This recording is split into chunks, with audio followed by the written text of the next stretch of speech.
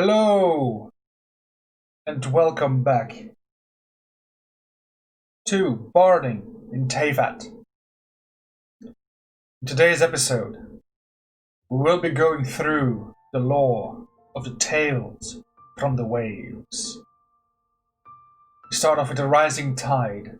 It is a legendary tale of an anonymous seafarer set in a time when Liyue was plagued by sea monsters. As the moon hung bright among the sea of stars above, hums of a sea shanty slowly began to rise over the waters below. There once was a mighty ship that would lay anchor in Liyue harbor. Its captain was a man who tracked and hunted terrible monsters of the deep, known as the Skipper. The ship's hull was adorned with skeletons of monsters from the sea, an unmistakable signal of their skipper's fearless will. However, the shanties of the crew seldom made any mention of hunting creatures of the deep. It's not that the sailors didn't revel in their reputation and brag of their achievements, but ages of navigating the merciless seas had taught them that ballads of blood and water were the most unlucky of all. With his sword in hand, the skipper sailed across the watery expanse, coasting along rocky reefs and cruising with surging undercurrents. He fearlessly guided his ship to face the roar of squalls and sea monsters alike. The dark worlds that lay beneath murky waters were like boundless hunting grounds. Any monster that would dare stir the tranquil waters often became the next trophy, hanging from the side of the ship. But the skipper only knew wind and waves and never seemed to grasp the bittersweet lives of ordinary people. For he occupied all his days with searching and hunting, accompanied solely by the salty sea breeze and the muffled calls of whales in the deep. The crew feared him more than they adored him, ever cautious of his character. Relentless, as if trying to break free from tangles of seaweed, the skipper's clipper silently sailed forward, unyielding to the perilous stretches of sea. Only the young maiden who always sat atop the towering bow could ever reveal a glimmer of softness to the skipper's eyes. She was his navigator, charmed by the tidal song and humming with the whales, guiding the ship through the wind and waves to waters infested by beasts.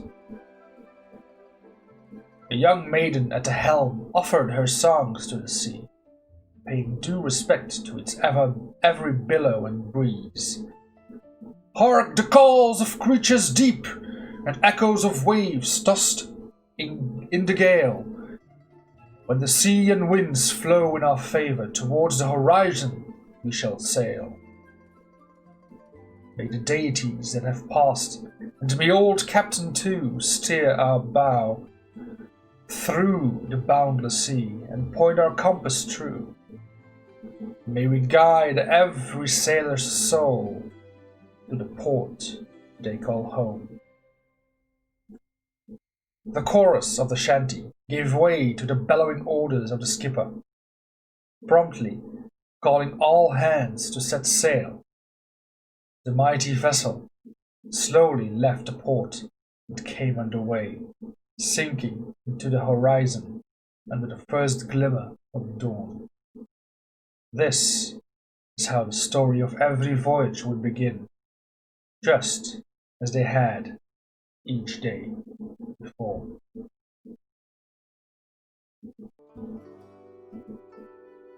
We continue with Tales from the Waves, the Wild Storm. The never-ending tune of the ocean. The seafarer fought against a phenomenal foe, fate, fighting to the bitter end. Come with me into the watery abyss, listening to murmurs of the deep. When the wind and waves are right, we sail towards maelstroms of the sea. I hear the jabber of me old lady, wishing well to her heirs to come. May they navigate blasting winds and overdancing waves, pierced by heroes' harpoons. May the monster's lair meet the last of its days. Even in the most violent of squalls, her constant chanties never ceased. The voice of the maiden harmonized with the raging waves, guiding the skipper over deathly currents, sailing boldly towards the eye of the storm, where the sea monster lay lurking.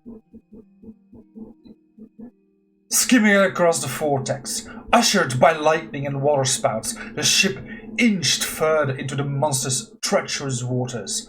Flashes of lightning revealed the skipper's silhouette, fearlessly grasping his sword.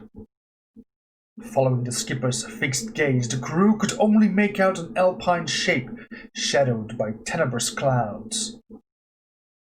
The massive figure that lay skulking in the distance was the body of the beast. The once fearsome skeletons that hung from the ship now seemed like mere cups compared with the terrifying silhouette that lay sprawling before them like a mountain range in the center of the maelstrom.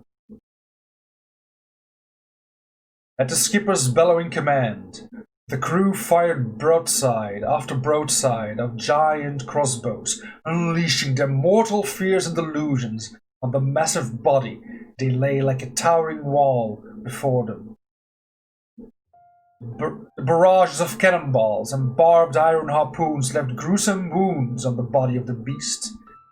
The sea monster hissed violently in pain, plunging beneath the huge crimson waves before slamming the ship's hull with all its might.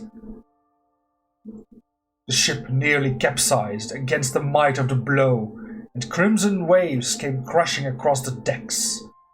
The sailors were drenched in the foul torrents as they cursed the gods of the elements and continued to rake the body of the beast with stones and sharpened spears.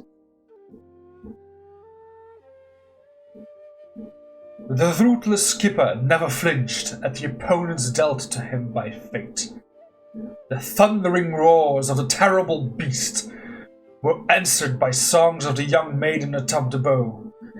The ship maneuvered around the monster, cruising upon the spinning torrents and answering sharp fangs and swiping stingers with catapults, harpoons, slings, and even mortal bodies to vent their threat and fury. Once the monster's body was riddled with wounds and nearly all its tentacles and claws had been severed, the skipper's ship, too, had been reduced to a floating hulk. Half of the ship's masts had fallen, half of its guns were out of action, and half the crew had been taken as dinner for the monster. Even the skipper's prized sword had been cleaved in two. This was an unwinnable bout, much like a mere child challenging a full-grown adult. The injured monster knew very well that its opponent no longer posed any threat, craving to devour the ship that now lay dead in the water. It rose to the surface and exposed its gaping mouth.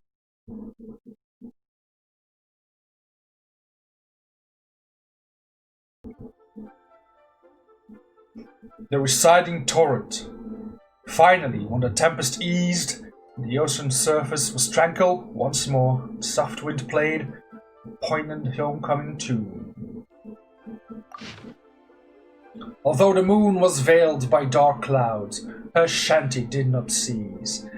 As the surface grew eerily calm amidst the storm, the splintered ship drifted slowly towards the abyss. The monster's massive spiraling mouth lay open wide, and a rumbling growl came from deep within.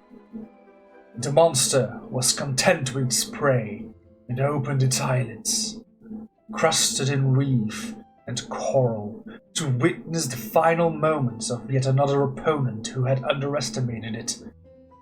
The monster's massive eyes revealed their fragile gaze to the dying skipper.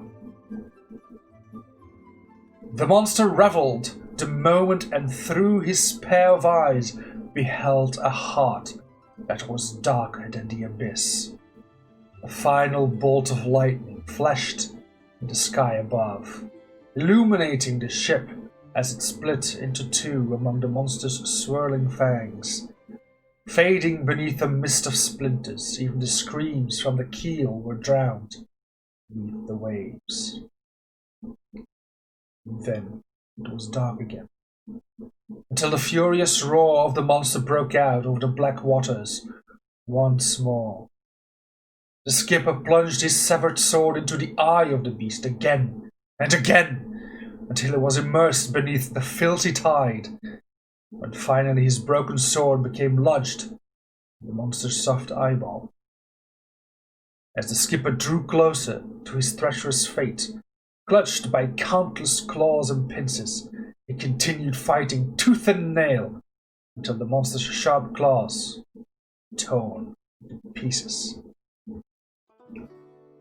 A familiar tune then filled the salty breeze as the monster's movements began to cease. Sing with me, farewell to the sea, a shanty I hold so dear. When the sea and winds flow in our favor, I know my end is near. Old Captain is calling me name, back to whence I came. So forget not the Captain and I, and hum this melody again. There will come a day when at last you find me, slumbering in the abyssal deep. Or perhaps you too then will be swallowed by the whirlpool in the sea. The monster's gigantic tentacles burst forth from the water, snaking upwards like towering columns, but the young maiden simply lay there, floating on her back, singing amidst the turmoil. Even as the tentacles coiled tightly around her arms, and even as the sharp claws pierced her skin, and even as they shredded her clothing to pieces, leaving it floating in tatters on the sea, still she continued to sing her farewell shanty toward the skipper. Then the maiden was gently pulled into the Black Sea by the monster. In an age where the sea was ruled by unpredictable disasters, the people of the waves die each passing day. Skipper awoke to find himself on the deck of some unknown merchant ship. Having lost his ship and entire crew, all he had left was a body covered in wounds and an old dream echoing an ethereal sea shanty. When the sea and winds are right, I will go forth to the sea and avenge her, O maiden charmed by the tidal song.